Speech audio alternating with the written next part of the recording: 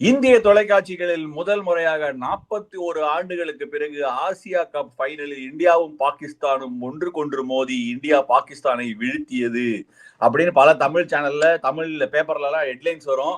ஆனா என்னன்னே தெரியல. கேவி நம்மள ஜாயின் பண்ணிருக்காரு. கேவி எக்ஸ்பர்ட் ஒப்பீனியன்ஸ் கொடுக்கறதுக்கு முன்னாடி இங்க ஒரு கருப்பு உருவம் ஜென்ம நட்சத்திரம்னு ஒரு படம் வந்தது. அதுல சேவியர் இது உனக்காக தான் அப்படின்னு மேல குதிச்சா மாதிரி ஒரு உருவம். யோ பீடா நீ வெறும் நிழலா நிக்கிற. அதாவது நீ சொல்றது கேளு. அதாவது உங்களுக்கு அந்த அந்த காலத்துல வந்து பார்த்திபன் வந்து ஒரு படம் எடுத்தாரு தெரியுமா, சீதாவோட ஃபர்ஸ்ட் மேட்ச் படம். புதிய பாதையா என்னது பாதை, புதிய பாதையா சொல்றது கேளு. அதுல வந்துட்டு சீதா வந்து ஒரு லெட்டர் எழுதி போடுவாங்க, இந்த மாதிரி ஒரு ரொமான்டிக் லெட்டர் பார்த்திபனுக்கு. அது பார்த்துட்டு பார்த்திபன் படிப்பாரு, இப்படிக்கு எதிர் வீட்டு ஜன்னல். ஆமாண்டி, எதிர் வீட்டு ஜன்னல் மட்டும்தான் இருக்கு, வீடு இருக்காது, காலி பண்ணிடுவேன் அப்படின்னு. அது எப்படின்னா, இப்ப இந்த மாதிரிதான் வந்து பாகிஸ்தான் வந்து கடைசி 10 ஓவர் பேட்டிங் ஆனாங்க. ஓகே, கருப்பி நிலா கண்ணில் தெரிவதில்லை அப்படின்னு. அதுல இந்த 84 ஃபார் நோலாஸ்ன்னு ஒண்ணு, இந்தியா ஷிவரிங்க, பேஸ் இஸ் பேஸ் யார், ஸ்பின் இஸ் ஸ்பின் யார், அதான் அவனே கேள்வி கேட்டுக்கிறான். அதுக்கு எப்படி திலக்கர்மா என்ன பண்ணாரு, இப்படி வந்துட்டு வெளிச்சம் இப்படித்தாலே காட்டுவோம் அப்படின்னு சொல்லிட்டு காட்டினாரு. இதுல எப்படின்னா, ஒரு 9 ஓவர் ஆன உடனே அதுக்கப்புறம் கேக்குறாங்க, வாட் இஸ் பேட்டிங் யார், வாட் இஸ் பேஸ் யாருன்னு. இவங்களுக்கு என்னன்னா, தமிழ்னு ஒரு மொழி இருக்கு, அதுல யாருன்னு தெரியாது, அது அதே ஒரு கேள்வின்னு தெரியாம இந்த மாதிரி ட்வீட் பண்ணிட்டு இருக்காங்களே. இதுல எப்படி தெரியுமா, இப்போ we really gave a fight to India, revenge is coming next time அப்படின்னு. ஏன்டா டேய், ஒரு நியாயம் வேணாமாடா உனக்கு revenge, mother of all clashes சொல்றதுக்கு? இன்னும் எத்தனை அடிடா அடிச்சு கண்ணை வந்து அந்த காலத்துல கேட்பாங்க, அப்பழ கண்ணத்திலே கிள்ளி விடவா அப்படின்னு. அந்த மாதிரி அடிச்சு உங்களுக்கு சேர்த்த மாதிரி ஆயிடுச்சு. அடுத்தது வேர்ல்டு கப்ல வருவான், திரும்பி போடுவான் ட்வீட், பேஸ் இஸ் பேஸ் யார், India shivering, we are coming for a revenge. இவனெல்லாம் பேசி பிரயோஜனமே. எனக்கு ஒரே ஒரு வருத்தம் ஆஷா, ப்ளீஸ் நான் சொல்றது கரெக்டா இல்லையான்னு. அந்த 146 the way India batted in the tournament, they wouldn't have made a heavy weather of the chase. 19 ஓவருக்குள்ள போயிருக்க கூடாது. ரொம்ப திமிரா பேட்டிங் ஆடி 19 ஓவர் எடுத்தோம், அவனை செருப்பால அடிச்சு 15 ஓவர்ல முடிச்சிருக்கணும். அதுதான் எனக்கு ஒரே ஒரு வருத்தம். இல்ல கேவி, முன்னாடி எல்லாம் ஒளியமொழி வரும் பாத்திருக்கியா? ஆமா. அந்த ஒளியமொழியத்துக்கு எல்லாம் என்ன பண்ணுவாங்க, ரோட்ல இருந்து தரத்தரன்னு வீட்டுக்குள்ள போயிட்டு அந்த ஒளியமொழியத்தை அப்படியே பார்ப்பாங்க. அந்த ஃப்ரைடே அன்னைக்கு வரும், ஃப்ரைடேயோ ஏதோ ஒரு நாள் வரும். அந்த ஒளியமொழியத்துக்கே ஒரு ட்ரெய்லர் போட்டா எப்படி இருக்குங்கிறது 2-3 நிமிஷத்துல பாட்டு பாடிட்டான். இதுல சீதாக்கும் பார்த்திபனுக்கும் ஃபர்ஸ்ட் மேட்ச் ஜன்னல் மட்டும் தான் இருக்குமா, வீடே இருக்காமா? அப்படிதான் காலி பண்ணாங்க இன்னைக்கு. ஓகே, இரு, இன்னைக்கு கிரிக்கெட்டை பத்தி எங்க இருந்து ஆரம்பிக்குதுன்னு தெரியல. கேவி, இன்னைக்கு மேட்ச் ஆக்சுவலி நான் போகும்போது நான் ஆக்சுவலி மெசேஜ் அனுப்பிச்சு விட்டேன், இந்த மாதிரி எனக்கு ஏதோ கொஞ்சம் லைட்டா ஒரு பயம் இருக்கு அப்படின்னு. பாகிஸ்தான் அந்த பயம் காமிச்சாங்க. பட் கிரெடிட் யாருக்கு கொடுக்கணும்னா வருண் சக்கரவர்த்திக்கும் குல்தீப் யாதவுக்கும். வேற லெவல்ல கம்பேக் பண்ணாங்க. இன்ஃபேக்ட் அந்த சாயிப் ஜாதா ஃபரானும் ஃபக்கர் ஜமானும் சூப்பர் ஸ்டார்ட் கொடுத்தாங்க. அதுக்கப்புறமா அவங்க ஸ்பின்னை கொஞ்சம் டீசெண்டா ஹேண்டில் பண்ணினா, இதுதான் பாகிஸ்தானுக்கும் ஸ்ரீலங்காவுக்கும் உண்டான வித்தியாசம். ஸ்ரீலங்கா அன்னைக்கு இந்த 2 ஸ்பின்னர்ஸையும் ஆடும்போது எவ்வளவு பியூட்டிஃபுல்லா ஆடினாங்க. அடிக்கிற ஷார்ட்ஸ் ஆப்ஷன்ஸ் கூட கரெக்டா செலக்ட் பண்ணாங்க. இன்னைக்கு இந்த பாகிஸ்தான் பேட்டிங்ல ஆக்சுவலி பாகிஸ்தான் வந்து Asian teams are very good players of ஸ்பின்னுவாங்க. எனக்கு தெரிஞ்சு மட்டமான பிளேயர்ஸ் ஆஃப் ஸ்பின் அப்படின்னு பார்த்தா பாகிஸ்தான் தான் அந்த ஏசியாலேயே ரேங்கிங்ல எடுத்துட்டு வந்தா. ஸ்ரீலங்கா மாதிரி இந்த மாதிரி ஸ்டார்ட்டுக்கு அப்புறம் ஸ்ரீலங்கா அளவுக்கு பேட்டிங் ஆடினாங்க, பும்ரா ஆடினாங்கன்னா they could have put us under immense pressure. Indian team சைட்ல இருந்து ஒரு விஷயம், பிரஷர் என்ன, பிக் மேட்ச் பிரஷர் என்ன அப்படின்னு பல பேருக்கு சந்திக்கக்கூடிய ஒரு சூழ்நிலை அமைஞ்சது. அதை சந்திச்சாங்க. நிறைய பேர் இதுல இருந்து கத்துட்டு இருப்பாங்க. குட். ஒரு திலக் வர்மா மாதிரி ஒரு ஆளு, he absolutely stole the show. He showed I am made of veins of ice அப்படிங்கிற மாதிரி he showed it. Outstanding knock. ஒரு ப்ரிகேரியஸ் சிச்சுவேஷன்ல இருந்தாங்க ஆக்சுவலி இந்தியா. 20-3 ரொம்ப ப்ரிகேரியஸான situation. Thanks to Haris Rauf நம்ம ஈஸியா மேட்சை ஜெயிச்சோம். உன்னோட தாட்ஸ் கேவி? அதான் இவ்வளவு ஒரு கலகலப்புக்கு அப்புறம் எங்கே இருந்து ஆரம்பிக்கிறதுலே தெரியல. ஃபர்ஸ்ட் ஆஃப் ஆல் நான் வந்து இந்தியாவுக்கு அப்புறம் வரேன். முதல்ல வந்து எனக்கு பாகிஸ்தானை பத்தி பேசணும். சாரி எங்க இருக்கீங்க? இந்தியாவுக்கு அப்புறம் வரேன்றீங்க. எங்க இருக்கீங்க? வரேன் ஐயா, வரேன் ஐயா, இருங்க. நான் வந்து இப்போ செகண்ட் பெஸ்ட் டீம் இன் ஏசியாவை பத்தி நான் பேசணும். எனக்கு அது நீங்க தான் சொல்லி கொடுத்தீங்க எனக்கு பீடா. நீ இப்படிதான்டா பேசணும், இப்படிதான் நடக்கணும், இப்படிதான் சட்டம் போடணும், இப்படிதான் நீ இருக்கணும் அப்படின்னு சொன்னீங்களே, அதுக்காக நானும் ஆரம்பிக்கிறேன். செகண்ட் பெஸ்ட் டீம் இன் ஏசியா அப்படின்னு தயவு செஞ்சு மார்த்தட்டாதீங்கடா ப்ளீஸ், கெஞ்சி கேட்டுக்கிறேன். நல்ல ஃபைனல்ஸ் எஸ், அது வந்து ஸ்கோரால நல்ல ஃபைனல்ஸான்னு கேட்டா கண்டிப்பா இல்ல.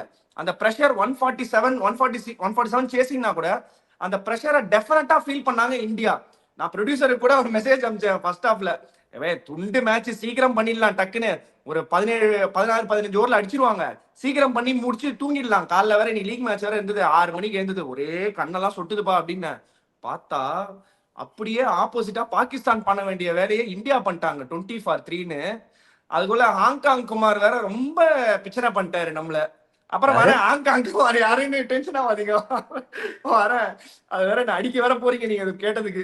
சோ அதான் நான் என்ன சொல்றேன், பாகிஸ்தானோட பேட்டிங் வந்து 10 ஓவர்ஸ்க்கு அப்புறம் ஹாங்காங் குமார் யாரு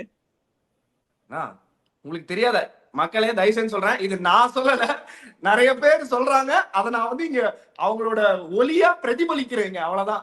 ஹாங்காங்கோட மட்டும்தான் அடிப்பாரு சூரியகுமார் யாதவ் சொல்றாங்கன்னு. இல்ல ஆக்சுவலி வந்து எல்லாருக்கும் ஒரு விஷயம் சொல்றேன், அதெல்லாம் ஓகே. சூரியகுமார் யாதவ் வந்து கேவியை பொறுத்த வரைக்கும் பெரிய பேட்ஸ்மேனா இல்லாம இருக்கலாம். ஏன்னா கேவி வந்து சூரியகுமார் யாதவ் வந்தோடனே பட்டுன்னு அவுட் எடுத்தான் பேண்ட்ரா குரா ஸ்டேடியம்ல, சக்கார்னு போட்டான், எல்பிடபிள்யூ இன்ட்டு போட்டு out.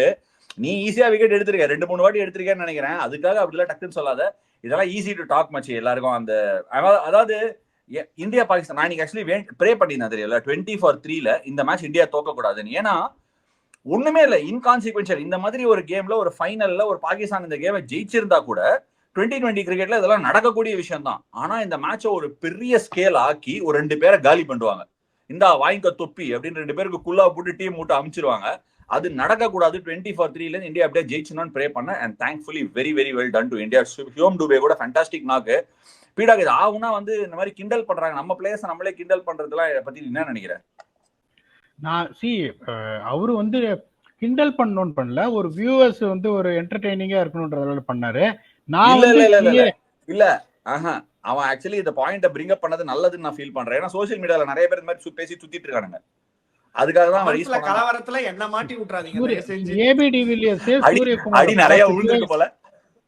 AB de Villiers Suryakumar Yadav ஆடுறத பார்த்துட்டு சொல்லியிருக்காரு, வாவ் இந்த மாதிரி என்னோட இந்த இது தெரியுது அவருக்கு போன வருஷத்து.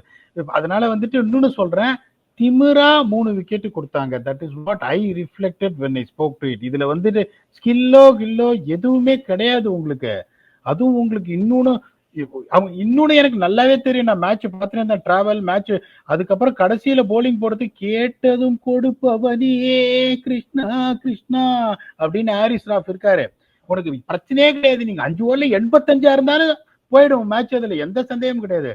அபிஷேக் சர்மாவை நான் எதுவும் குறை சொல்ல மாட்டேன், பிகாஸ் வந்து கே விக்னேஷ் நீங்க இல்லாத போது போன தடவை வந்து ப்ரிவியூ பண்ணும்போது சொன்ன தண்ணி லாரி மாதிரி போயிட்டு இருக்கிற அபிஷேக் சர்மா நின்னுட போறாரு அப்படின்னு. So it's all about law and averages. அவர் அவுட் ஆயிட்டாரு. பட் சூரியகுமார் அவுட் ஆனதுக்குலாம் நியாயமே கிடையாது. சஞ்சு சாம்சன் ரெக்லஸா பியூட்டிஃபுல்லா அந்த பார்ட்னர்ஷிப்பை கொண்டு போனாரு, ஒரு கேட்சை வேற விட்டாங்க. அதுக்கப்புறம் வந்து தேவையில்லாம ஒய்டா அவர் அப்ராரம் வந்து உங்களுக்கு நல்லாவே தெரியுது, பயந்துன்னு கேரம் பால் ஒய்டா போடுறாருன்னு உங்களுக்கு தெரியும். காலே நவுத்தாம நின்ன இடத்துல இருந்து சுத்தினாங்க. திலக் வர்மா ஆடினார் பாருங்க ஒரு இன்னிங்ஸ், ஒரு extraordinary innings. See, sometimes it got to be honest. ஜெயிச்சியா, yes it is ugly win. I'm telling you. இந்த மாதிரி பர்டிகுலரா பாகிஸ்தானோட ஆடும்போது அக்லி வின்னுக்கு எனக்கு பிடிக்காத விஷயம். 14.4 ஓவர்ஸ்ல 147 for 1 கரெக்டா ஆடிந்தாங்கன்னா டமால் டுமில் எல்லாத்தையும் அது எனக்கு இன்னொரு வருத்தம் என்னன்னா, அந்த நிறைய இந்த புரசைவாக்கம் சிசின்னு ஒரு டீம் இருக்கு, 4th டிவிஷன்ல 5th டிவிஷன்ல இருக்கு. அதுல 2 பேர் இப்படித்தான் ஓடி வருவாங்க, நியூ பால்ல இப்படித்தான் ஓடி வருவாங்க. ஓகே, நார்மலி த ஜவாப் நெயின் அப்படின்னு அட்வர்டைஸ்மெண்ட் மாதிரி அப்படியே போடுவாங்க. ஆனா அந்த மாதிரி ஒருத்தர் வந்து விக்கெட் எடுத்துட்டு அப்படி இப்படி கையெல்லாம் அப்படி சுத்தினா அதெல்லாம் நடப்பான். அந்த மாதிரி சான்ஸே இல்ல ஃப்ளோல இருக்கேங்கிறதுக்காக என்ன வேணா பேசிட்டு தப்பிக்கலாம்னு மட்டும் நினைக்காத. 2 பேரும் புரசவாக்கம் சிசில ஓடுவாங்களாம். ஆனா என்னன்னா பாமாலிவுக்கா ஜவாப் நெய்யும், பாமாலிவுக்கா ஜவாப் நெய் ஆட்ல நடிச்சது கபில் தேவையும் புரசவாக்கம் சிசில வர 2 பேரையும் நீ கம்பேர் பண்ணி பேசியிருக்க. இதுல கேப்ல வேற வருத்தத்துக்கு போல வருஷம் வேற மயாமில இருந்து பேசுறேங்கிற ஒரே காரணத்துக்கு ஐக்யூ லெவலை பத்தி உலகத்துக்கே பெருமையா பேசியிருக்கேன். பாமாலிவுன்றது என்னையா? இந்த பொசிஷன்ல இருக்கும் போதோனையா நீங்க இதெல்லாம் பண்ண முடியும்? இப்ப ஒருத்தர் ஓடி வர்றாரு பாகிஸ்தான்ல, அவரோட ஆக்ஷன் எப்படி இருக்கு? இப்படி வச்சிருந்தானே வர்றாரு. நீ முட்டிக்கும் முழங்காலுக்கும் முடிச்சு போட்டு என்ன பிரச்சனை பண்றேன் பாச்சு பாரு. ஃபர்ஸ்ட் டைம் நான் வேலைக்கு சேர்ந்த போது என்சிஏ சேர்மன் பாஜி என்ன இப்படி எல்லாம் தடவி எல்லாம் வளர்த்திருக்காரு. அவரை பத்தி தப்பா பேசுவேன்னா நான் சொன்ன அப்புறம் யோசிச்சு பாருங்க. அந்த புரட்சிவாக்கம் சிசி ஓவரு போலரு இப்படி 2 கையும் இப்படி வச்சுட்டு போவாரு. நீங்க ஷேவ் பண்ணும்போது பாமாலிவ் என்ன பண்ணுவீங்க? இதுதானே பண்ணுவீங்க. அதைத்தானையா சொன்னேன். அதை புரிஞ்சுக்காம யாரையோ நீ இது பண்ற சொல்லு. அவருக்கு விக்கெட் கொடுத்து. ஆமா ஆனா எனக்கு ஒரு டவுட்னா, அது உனக்கு பேரு இல்ல, ஒரே அது உனக்கு பேர் வச்சுட்டேன் பம்பர சுத்தர் தானே. டைரக்டாவே கேட்டுறேன் உங்கள்ட்ட ஒரே ஒரு டவுட். இந்த வருஷம் பிஎஸ்எல் பண்றீங்களா இல்லையா, போறீங்களா இல்லையா? எனக்கு அவ்வளவுதான் தெரியணும். நான் என்ன சொல்றேன், தமிழ் தெரியாதுன்றதுக்காக என்ன வேணா பேசலாம்ன்றத வந்து இப்ப நாங்க போன் போட்டு சொன்னா உடனே நடக்கும். ஞாயிறு விக்கி எனக்கு இன்னொரு பேர் எப்படின்னா பீடாக் அக்கா ஹானஸ்ட் ராஜ் அப்படின்னு என்ன கூப்பிடுவாங்க எல்லாரும். அதனால அந்த டீம்ல போயிட்டு நான் ஒர்க் பண்றேன்றதுனால ஒரு பாமாலி அட்வர்டைஸ்மெண்ட் பண்றாருன்றத நான் சொல்லாம இருந்தேன்னா வியூவர்ஸை ஏமாத்துற மாதிரி இருக்கும். இப்ப வந்து இவ்வளவு நேரம் ஓடுது வீடியோ, ஏதாவது இந்த மாதிரி ஏதாவது இருக்கும், நம்ம சிரிக்கலாம் என்டர்டைன்மெண்ட் சொல்லிட்டு நிறைய பேர் வராங்க. அவர்கிட்ட ரொம்ப சீரியஸா கிரிக்கெட் எவன் பிரஷர் நல்லா எடுத்துக்கிறானோ அவன் ஜெயிப்பான்னு சொல்லிட்டு போறதுக்காக நான் வரான். மன்சூர் அலிகான் அந்த ஆக்டர் மாதிரி கேக்குறான். அந்த மாதிரி பரம்பரையை சேர்ந்தவனாடா நானு. அதையாடா எதிர்பார்ப்பேன் என்கிட்ட. எதா இருந்தாலும் உண்மையை பேசுறோம்டா நானு. இதுல நடுவுல அக்கா வேற, அதாவது ஏகேஏ அதான் அக்கா. ஓகே பரவாயில்ல, சரி நிறைய வம்படிச்சாச்சு. கிரிக்கெட்ல 2 பாயிண்ட். எனக்கு இன்னைக்கு ரொம்ப பிடிச்சது என்னன்னா குல்தீப் யாதவ் டேக் ஆன் பண்ணாங்க. ஓகே, நடுவுல திலக் வர்மாவும் ஒரு ஓவர் சும்மா போட்டு பார்த்தாங்க. பிக் மேட்சா இருந்தாலும் நாங்க போட போறோம், ஆஃப் பிரேக் கொண்டு வர போறோம் ட்ரை பண்ணி போட்டாங்க. Fakhar Zaman took him on, but nevertheless Tilak Varma decent account with the ball also. Kuldeep Yadav வந்து சூப்பரா போட்டதுக்கு என்ன காரணம்? நீ ஒரு விஷயம் சொன்ன, வெளியில போட்டான் சஞ்சு வந்து அவுட் சைடு வாங்கி 3rd மேன்ல போச்சுன்னு. ஒரு விஷயம் நடக்குது துபாயில. ஏன் சஞ்சு அந்த ஷாட்டை வந்து ஐபிஎல் ஆடும்போது ஜெய்ப்பூர்லயோ கேகேஆர்லயோ ஒரு வான்கேடையோ அந்த ஷாட்டை நச்சுன்னு அடிக்கிறான், அதே பால எக்ஸ்ட்ரா கவர் மேல அடிச்சு 6 போயிருக்கோம். நான் சொல்றேன் உனக்கு ஏன் துபாயில போலன்னா, மெல்லமா தூக்கி வெளியே போட்டோடனே அந்த பால் உக்காந்து நார்மல் பவுன்ஸோட கொஞ்சம் சிட்டப் ஆகுது. அது ஆடுறதுனால டாப் எட்ஜ்ல படுது. உதாரணம் சயம் அய்யூபுக்கு கட் அடிச்சு டாப் எட்ஜ் பட்டு பாயிண்ட்ல போய் பிடிச்சான் ஜஸ்பிரீத் பும்ரா. அந்த மாதிரி விக்கெட்லாம் ஐபிஎல்ல விழவே விழாது. நல்லா யோசிச்சு பாரு. So that is probably the difference. But Kuldeep யாதவோட நான் படிச்சு என்னடா lovely point இது. That is where the intelligence comes into the picture. துபாயில ஆஃப் த பிட்ச் பால் கொஞ்சம் நிக்கும். உனக்கு இதே வந்துட்டு ஐபிஎல்ல எப்படின்னா டோய் எண்ட் ஆஃப் த பேட், ஒரு சமயம் பேட் உதிர்ந்து வரும், அப்படியே உடஞ்சு விட்டு 6 92 மீட்டர் போகும் எக்ஸ்ட்ரா கவர்ஸ்ல. ஏன்னா பால் வந்து போகாது, 92 மீட்டர் போகாது, பால் போகும் 92 மீட்டரா காட்டுவாங்க. சரி கரெக்ட் காட்டுவாங்க. அதுல உனக்கு என்னன்னா பால் வந்து ஐபிஎல்ல எந்த சர்ஃபேஸ்லயும் சென்னையே, அதுக்கப்புறம் ஓரளவுக்கு முல்லன்பூர், ஓரளவுக்கு லக்னோ தவிர பியூட்டிஃபுல்லா ட்ரூவா ஸ்கிட் ஆகும் பால். அப்படிங்கும் போது இங்க ரொம்ப சிம்பிள். நீ கொடுத்த அந்த சயீம் அய்யூப் இருக்கட்டும், சஞ்சுவா இருக்கட்டும், that is what you have to adapt yourself. அதை விட்டுட்டு பால் மொள்ள நின்று இப்படி வந்தது அவுட் ஆயிட்டாரு அப்படின்னு மல்லெல்லாம் கட்டக்கூடாது. நான் மல்லு கட்டவே இல்லை. I am just saying conditions இந்த மாதிரி இருக்கு. இந்த கண்டிஷன்ஸ் இருக்கும் போது அதை அடாப்ட் பண்ணணும்னு தான் சொல்ல வரேன். அது நான் மல்லு கட்டவே இல்லை. இன்னைக்கு டெஃபினட்டா நான் சொல்றேன், நான் சஞ்சு நம்ம பையன், அதுல ஒன்னும் சந்தேகம் இல்லை. பட் இன்னைக்கு அவங்க கஷ்டப்பட்டான். லுக் வெரி ரஸ்டி, கொஞ்சம் கேம் பிளான்ஸ் ஆஃப் இருந்த மாதிரி இருந்து. இந்த விக்கெட்ல அவனோட யூசுவல் ஷாட்ஸ் ஆட முடியாது. பட் நெவர்தெல்லஸ் இன்னைக்கு ஒரு சரியான புல் ஷாட் அடிச்சான், அது okay. But Sanju I think கொஞ்சம் ஆப்வியஸ்லி இந்த மாதிரி நல்ல ஒரு லாங் ரன் கொடுக்கும் போது அவனும் இதுல இருந்து வெளியில வருவான்னு நான் ஃபீல் பண்றேன். ஆப்வியஸ்லி இதெல்லாம் ஒரு லேர்னிங் தானே பீடா. அந்த ஷாட் ஆடாம இருந்தா தான் நான் வருத்தப்படுவேன். ஆடி அவுட் ஆனா T20ல ஓகே தான். இல்ல அது அவரோட ஷாட் தான். சஞ்சுக்கெல்லாம் அங்க போட்டு தப்பிக்க முடியும். எக்ஸ்ட்ரா காஸ்ட் பெரிய 6 அடிச்சிருவாரு. எனக்கு டாக்கிங் பாயிண்ட் எனக்கு என்னன்னா, திருப்பியும் சிவம் துபேக்கு முதல் ஓவர் கொடுக்குறேன். இப்ப அவனோட பேட்டிங்கே it revolves around Fakhar Zaman and the consistent சைப் ஜதாப் கான். இப்போ சயீம் அய்யூப் பாத்தீங்கன்னா ஆடிகாருக்கு வந்து பிராண்ட் அம்பாசிடர் 4-0 வந்தப்புறம் ஆடிகார் வந்து ஹையர் பண்ணிட்டாங்க. ஸோ இப்போ ஆடிகார்ல அந்த 4-0 இது வளையத்துக்கு அப்புறம் கீழே அவரோட போட்டோ போட்டு இப்படி போட்டோ இருக்கிற மாதிரி. ஸோ அந்த இதுல அவர் இருக்காரு. அதுக்கப்புறம் சல்மான் அலி ஆகா அவர் எப்படின்னா உனக்கு வந்து ப்ரொட்டஸ்டே பண்ணிடுவார் 100 மேல ஸ்ட்ரைக் ரேட் ஆட மாட்டேன் அப்படின்னு. அதுக்கப்புறம் இந்த உசேன் பெலாத் அவரு 100 ஸ்ட்ரைக் ரேட் ஆடி நான் பார்த்ததே கிடையாது. ஸோ இந்த மாதிரி ஒரு பேட்டிங் லைனப் இருக்குங்கும் போது you have given them the confidence by opening the bowling வித் Shivam Dube. In my opinion is wrong. இப்போ ஒரு கரெக்டான வந்து இன்னொரு ஃபாஸ்ட் பவுலர் பும்ராவோட போட்டிருந்தா 95 ஆல் அவுட் அவனை போய் வந்து 84 for 1. இல்ல நான் சொல்றது கரெக்டா இல்லையா? என்னோட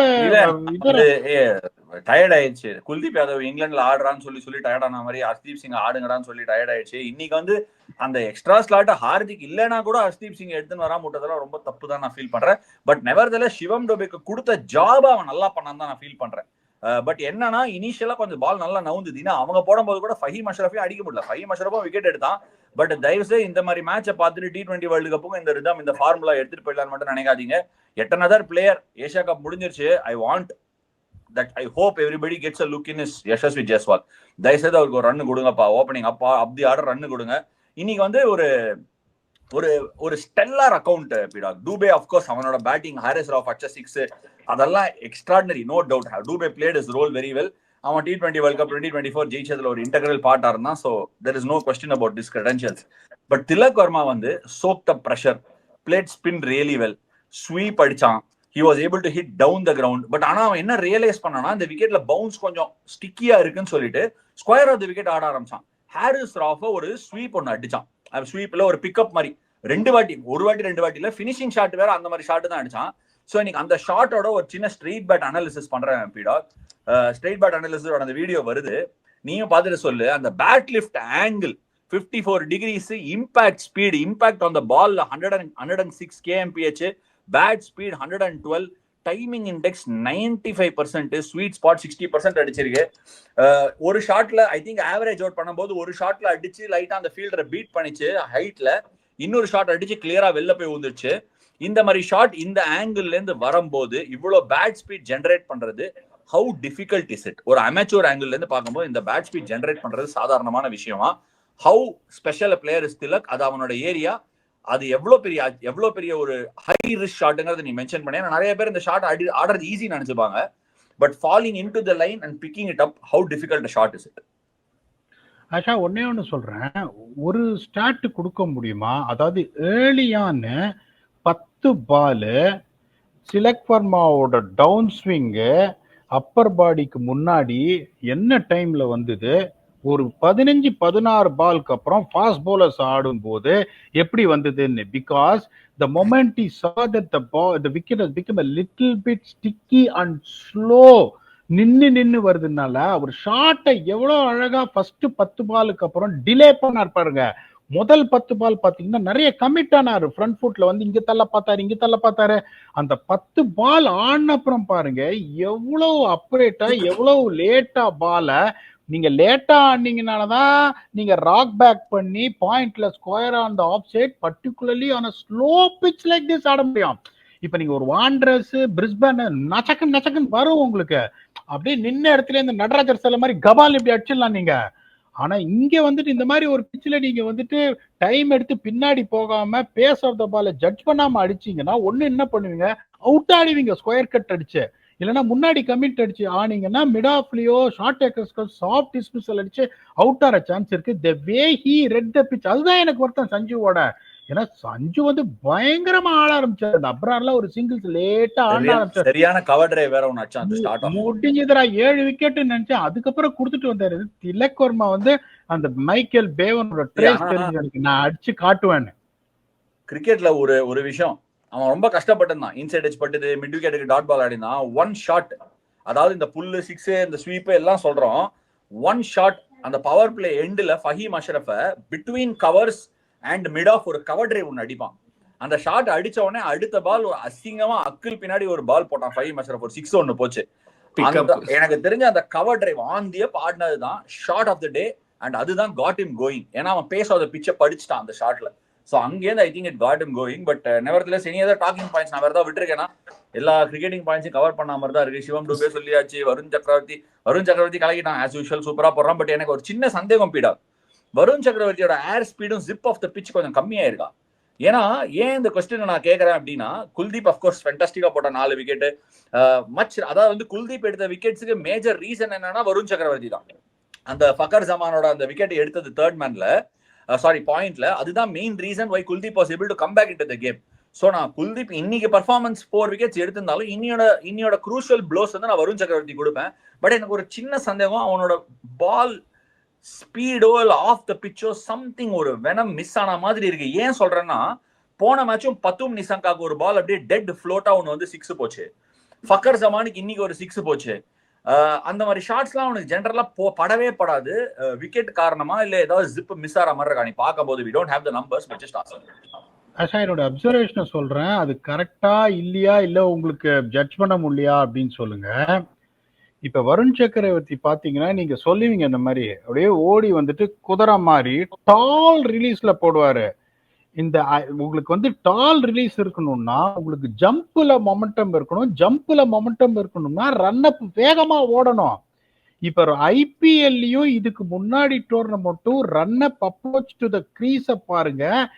லாஸ்ட் மேட்சும் இந்த மேட்சும் அப்ரோச் டு த கிரீஸ பாருங்க. Particularly when you are almost open chested அது இன்னும் பெருசா ஷோல்டர்ல நீங்க பவர் ஜெனரேட் பண்ண முடியாது.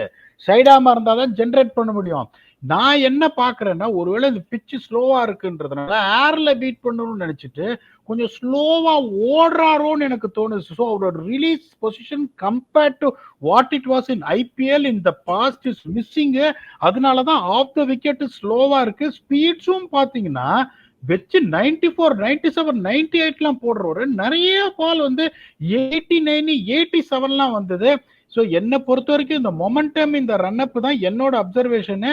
அது கரெக்டா தப்பானு you can also just give your opinion. அவனோட பிக்கஸ்ட் ஸ்ட்ரெngth அவனோட அந்த ஓவர் ஸ்பின் தான். அது ஓவர் ஸ்பின் ஆகுது, அதனால தான் ஃபக்கர் ஜமான் அவுட் ஆனா. பட் அந்த ஓவர் ஸ்பின்னோட ரேட் ஆஃப் ஸ்பின் அண்ட் அந்த ஜின்னு சுத்தணும்ல, அது சுத்த மாட்டேங்குது. அது சுத்தறதுக்கு ரன் அப் ஸ்பீட் ஒரு காரணமா இருக்கலாம். பட் நெவர்தெலஸ் மேபி துபாயில ஸ்லோவா போடணும்னு சொல்லி இனிஷியேட் பண்ணி அந்த மாதிரி போடுறானா கூட இருக்கலாம். இந்த நெக்ஸ்ட் ஒரு 10-15 T20 eyes will give us a picture என்ன அப்படிங்கறது தெரிய ஆரம்பிச்சிடும். ஏன்னா விக்கெட் படி நான் போக மாட்டேன், விக்கெட் எடுக்கிறாங்க எடுக்கல அதை படிலாம் போக மாட்டேன். ஏன்னா சம்டைம்ஸ் நன் ஃபார் 20 போட்டிருப்பேன். அதுதான் சம ஸ்பெல்லா இருந்திருக்கும். கையில இருந்து எப்படி வருது, பேட்ஸ்மேன் கஷ்டப்படுறாங்க, எப்படி போட்டிருக்கேங்கிறது தான் எனக்கு என்னவோ அது ஒன்று தோணுச்சு. But nevertheless the other spinner Kuldeep கலக்கி எடுத்துட்டாயா. கரெக்டா சொன்னீங்க. நீங்க ஆல்வேஸ் யூ பேக் குல்தீப். நீங்களும் நிறைய வாட்டி சொல்லிருக்கீங்க, டேய் அவனை ஆட வைங்கடா, அந்த குதிரை பயங்கரமான குதிரைடா. 7 மேட்சஸ் 17 விக்கெட்ஸ் ஆச்சுனா சும்மா நிறைய டீமை வந்து, அதாவது அசோசியேட் நேஷன்ஸ் வந்து அவனை பிக் பண்றதுக்கே ரொம்ப கஷ்டப்பட்டாங்க.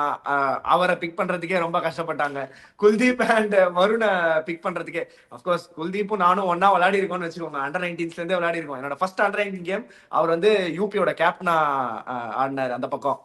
ஸோ அதனால வந்து குல்தீப் நீங்க எவ்வளோ வாட்டி சொல்லியிருக்கீங்க, டே பயங்கரமா காத்துல நிறுத்துறான்டா, இந்த பக்கமும் போடுவான் அந்த பக்கமும் போடுவான், பாகிஸ்தானை தேட விட்டான் ஒரு ஐசிசி இதுல சாம்பியன்ஸ் ட்ராஃபில தேட விட்டான் ஒரு ஒரு ஒரு சீரீஸ்ல கலக்கி எடுத்திருக்கான். 7 மேட்சஸ் 17 விக்கெட்ஸ். அதுக்கப்புறம் நான் ஐ ஃபீல் என்ன ஒரே ஒரு சேடான ஒரு விஷயம் எனக்கு என்ன பார்த்தேன்னா, டாஸை பார்த்தேன், அதுக்கப்புறம் மேட்சுக்கு ரெடியா பம்ப்டப்பா உட்காந்துன்னு இருக்கேன். இந்தியா டாஸ் வின் போலிங் அப்படின்னு பம்ப்டப்பா உட்காந்துருக்கேன். பீடாக்ஸ் ஒரு பாயிண்ட் மாதிரி, ஒரு ஃபாஸ்ட் பாலரா எனக்கும் பிஞ்சு மனசு தானே, அதெல்லாம் அப்படியே நொடிஞ்சு போயிடாதா. சிவம் தூபே பால கையில வச்சுன்னு இப்படி கிடு கிடு கிடு கிடு கிடு கிடு கிடு கிடுன்னு ஓடி வந்தா அப்படியே மனசெல்லாம் வலிக்குது. டேய் யாராவது ஒரு நல்ல பிரீமியம் ஃபாஸ்ட் பாலர் முதல் ஓவர் ஓட்டு வந்து சும்மா நறுக்குன்னு ஸ்விங் பண்ணானா அந்த பால் யாருக்கு வியூவர்ஸ் பாக்குறீங்க நீங்கன்னா, நீங்க வந்து அந்த குக்காபரா பால்ல போலிங் போட்டீங்கன்னா டெஃபினட்டா அந்த ஒரு வலி தெரியும். அந்த முதல் ஓவர் 3 பால் 2.5 பால் தான் ஸ்விங்கே ஆகும். அந்த ஸ்விங் ஆகிற டைம்லயாவது ஹர்ஷ்தீப் இல்ல பும்ராக்காவது முதல் ஓவர் கொடுங்கயா. ஒரு என்ன மாதிரி ஒரு ஃபாஸ்ட் பவுலிங்க ஜாலியா பாக்கணும்னு ஆசைப்படுற ஆளுங்கலாம் வந்து பயங்கரமா ஒரு மன உளைச்சல். ஐபிஎல்ல தான்டா 1.5 பால் ஸ்விங் ஆகும். துபாயில ஒரு 3-4 ஓவர் ஸ்விங் ஆகும். ஏன் ஐபிஎல்ல 1.5 பால் ஸ்விங் ஆகும்னா, பிச்சை ஒட்டி இருக்கிற இடம் எல்லாமே வந்து ஹார்டா இருக்கும் சர்ஃபேஸ். துபாயில அப்படி கிடையாது, ஃபுல்லா கொஞ்சம் சாஃப்டரா இருக்கும். அவுட்ஃபீல்ட்லயுமே நிறைய கிராஸ் இருக்கும். ஸோ அந்த அளவுக்கு போகாது ஷைன். அண்ட் கொஞ்சம் இருந்தது நீ டெஃபினட்டா லைஃப். ஸோ அதுதான் என்னோட பாயிண்ட்ஸ். பீடாக ஏதாவது மிஸ் பண்ணிட்டோமா? நீ என்ன நினைக்கிற? இல்ல அவரும் கரெக்டா சொன்னாரு. அதான் வந்துட்டு உங்களுக்கு see Asha, to be honest with you, most of the tournament India was experimenting. ஜாலியா கிரிக்கெட் ஆடினாங்க. அந்த ஒரு கிதறல் எதுவுமே தெரியாம எப்படியும் ஜெயிச்சிருவாங்க, நீ இப்படி ஆடு, நீ அங்காடு, நீ இது ட்ரை பண்றியா, நீ இதை பண்ணு. அதைத்தான் நான் வந்து இப்ப நீங்க ஒரு ஷார்ட் ட்ரெய்லர் கொடுத்தீங்க ஆஸ்திரேலியால இருந்து லாஸ்ட் டைம். நான் சொன்னேன் இந்த ஃபைனல்ஸ்ல இந்த மாதிரி எக்ஸ்பெரிமெண்ட் எல்லாம் பண்ணாதீங்கயா. ஃபைனல்ஸை கரெக்டா ஆடுங்க. ஏன்னா வந்துட்டு ஃபைனல்ஸுங்கிறது எல்லாம் நல்லா ஆடிட்டு அந்த ஒரு நாள் நிறைய விஷயங்கள் தப்பா போய் தோக்கறதுக்கான சான்ஸ் இருக்கு. அதில் பண்ணாதீங்கும் போது விக்கி சொல்ற பாயிண்ட் தான் வந்து I was also reflecting you would rather as a batsman want to put runs on the board batting first. You'll be happy seeing Shivam Dube coming in. அவர் வந்து ஃபர்ஸ்ட் 2 ஓவர்ல 8 ரன் 3 விக்கெட் எடுத்திருந்தாலும் I would have still said that create that fear அப்படின்னு. ஷாயிப் ஜதா ஃபரான் மாதிரி ஒருத்தர் எப்படின்னா எடுத்தோன்னே time எடுத்து ஆடக்கூடிய கன்வென்ஷனல் பிளேயர். ஃபக்கர் ஜமான் எப்படின்னா மல்லுவேட்டி மைனர் மாதிரி பேட்டை எப்படி வச்சுருக்கு. அந்த மாதிரி ஒரு ஆளுக்கு நீங்க எப்படி பும்ரா மாதிரி 2 பக்கம் வச்சு நறுக்குன்னு விட்டுருந்தீங்கன்னா இந்த பக்கம் அந்த பக்கம் கேண்டன் போயிருக்கோம். அந்த ஸ்டார்ட்னாலதான் they got to 146. But sometimes 146 they have restricted them to 146 from 84. And they batted brilliantly from a very bad situation of 20 for 3 and finally a 5 wickets victory. Let's celebrate it. இப்போ வந்துட்டு என்ன சொல்றது, இப்ப நாங்க காட்டுறோம்ல இப்படின்னு நீ பழசையே பேசிட்டு அடுத்தது வந்து mother of all clashes, the greatest rivalry, the world is looking forward. அதான் இந்த மாயி படத்துல சொல்லுவாங்க, இது மாயி மின்னலே இந்த மாதிரி வந்துட்டு போயிடுன்னு அப்படின்னு ஒரு தடவை வந்துட்டு போவான். அப்பயும் உனக்கு சொல்லிட்டு தான் இருப்பாங்க. அப்ப 4-0 ஆயிடும். இல்ல சொல்றா, எனக்கு வந்து ஒரே ஒரு பாயிண்ட், ஷைன்ஷா அஃப்ரீடியை போட்டு நம்ம வந்து இந்த ஃபுல் டோர்னமெண்ட்ல குமுறி எடுத்தோம். ஆனா ஃபைனல்ஸ்ல ஒரு பிரீமியம் ஃபாஸ்ட் பவுலர் என்ன பண்ணுவான்றத காட்டினான். அதை ஒத்துக்கணும். நம்ம எதிர்பார்த்த மாதிரி வந்து அடி வாங்குவோம் தான் நானும் எதிர்பார்த்தேன். இன்னைக்கு கன் மாதிரி போட்டான். ஜஸ்ட் சின்ன கரெக்ஷன் பண்ணா பேக் ஆஃப் லென்த்துக்கு கொண்டு வந்தான். அது ரொம்ப அழகா சொன்னாரு வக்கார் யூனிஸ் வந்து காமெண்ட்ரியில. அவன் பண்ணின ஒரே ஒரு சேஞ்ச், முதல் 3 மேட்ச் 9.5 எக்கானமி, அடுத்த 3 மேட்ச் 5.7 எக்கானமி. சோ அது எவ்வளவு பெரிய டிஃபரன்ஸ், 4 ரன் டிஃபரன்ஸ் எவ்வளவு பெரிய டிஃபரன்ஸ்னு நிறைய எக்ஸ்பீரியன்ஸ்டு பிளேயர் நீங்க, உங்களுக்கு தெரியும் ஆஷ்னா, அண்ட் நிறைய அனலைஸ் பண்ணிருக்கீங்க பீடாக். அது ஒரு சாதாரண விஷயமே கிடையாது. அதுதான் ஒரு பிரீமியம் ஃபாஸ்ட் பவுலர் பண்ணக்கூடிய ஒரு விஷயம். அது இந்தியாவுக்கு இருக்கு. ஆனா அந்த ரிசோர்ஸ் நம்ம யூஸ் பண்ண மாட்டேன்றோன்றது தான் என்னோட பாயிண்ட். அந்த வருத்தம் மட்டும் தான் என்னோடதே தவிர கூடிய சீக்கிரம் அந்த ரிசோர்ஸை யூஸ் பண்ணிடணும் நம்ம எல்லாம் வேண்டிக்கலாம். அதே மாதிரி நம்ம சப்ஸ்கிரைபர்ஸ் எல்லாம் கமெண்ட் செக்ஷன்ல போடுங்க. கூடிய சீக்கிரம் அந்த ஹர்ஷ்தீப் சிங்கிற பாவப்பட்ட அந்த ஜென்மத்தை வந்து பெஞ்சில இருந்து இல்ல பெஞ்சில இருந்து எடுத்து விளையாட வைக்கணும் அப்படின்னு நினைக்கிறவங்க கமெண்ட் செக்ஷன்ல போடுங்க. அதாவது இந்த ஏசியா கப் இந்தியா ஜெயிக்குமா, என்னது சிவாஜி செத்துட்டாரா அப்படின்னு நிறைய பேர் டவுட்ல இருந்திருக்கவே மாட்டாங்க. இவ்வளவு க்ளோஸா ஃபைனல் போகும்னே யாரும் எதிர்பார்த்திருக்க மாட்டாங்க. அதுவே கிரெடிட்ஸ் டு பாகிஸ்தான் தான் என்ன பொறுத்த வரைக்கும். ஆனா ஒண்ணு ஃப்ரெண்ட்ஸ் படம் பாத்திருக்கீங்களா? 2 பேரும் ஃப்ரெண்ட்ஸ், ஜூம் குஜு ஜும் குஜும் குஜும் குஜும் அந்த மாதிரி. அதுல வடிவேல் வந்து அந்த இதுல கூட்டு போவாரு, சூர்யா ரமேஷ் கண்ணாவெல்லாம் கூட்டு போயிட்டு, டே கொட்டாச்சி இங்க வாடா அப்படின்னு, டேய் நீ அவனை வாட்ச் பண்றா அப்படிங்கிற மாதிரி, டேய் கீழே தொடடா நீ மேல போடா அப்படின்னு டெபியூட் பண்ற மாதிரி கீழே தொடச்சு தரையை தொடச்சு எல்லா எக்ஸ்பெரிமெண்டேஷனும் பண்ணியாச்சு இந்தியா. சிவம் டூபே ஃப்ரண்ட்லைன் சீமரா ஆடியாச்சு, ஹார்திக் பாண்டியாவை வெளியில உட்காந்து வச்சு எக்ஸ்ட்ரா ஃபாஸ்ட் பவுலர் இல்லாம போயாச்சு, 3 ஸ்பின்னர் பத்தாம திலக் வர்மாவை ஆஃப் ஸ்பின்னரா ஆடியாச்சு, இதை கேட்டா அதை பண்ணியாச்சு, அதை கேட்டா இதை பண்ணியாச்சு, எல்லாம் பண்ணி பார்த்தாச்சு. அடுத்த 10 மேட்சுக்கு என்ன நடக்கணும், இதே மாதிரி பண்ணி பண்ணி பண்ணி பார்த்துனே இருக்கணுமா? ஏன்னா எனக்கு தெரிஞ்சு நிதிஷ்குமார் ரெட்டியும் அவைலபிளா இருந்தா அவனு ஸ்குவாடுக்குள்ள வருவான்னு நினைக்கிறேன். ஃபைனல் ஸ்குவாடை எப்போ ஃப்ரீஸ் பண்ணணும், எதெல்லாம் ஃபீல்ட் அப், எந்தெந்த ஸ்லாட்ஸ்லாம் ஃபீல்டு, எந்தெந்த ஸ்லாட்லாம் இன்னும் எக்ஸ்பெரிமெண்ட் பண்ணணும், இல்ல இதுக்குன்னு இதெல்லாம் பண்ணணும், ஒரு சைடா வச்சு ஆடுங்க அப்படின்னு நினைக்கிறவங்க கமெண்ட் செக்ஷன்ல போடுங்க. Yet again Asia cup champions, second best team in Asia Pakistan அப்படின்னு இந்த ஃபைனல்ல ரன்னர்ஸ் அப் வந்ததுக்காக யாரும் சொல்லியும் தெரியாதீங்க. என்ன பொறுத்த வரைக்கும் அதை நான் ஒத்துக்கவே மாட்டேன். Thank you so much for joining us on this episode of the Asia Cup Final Review.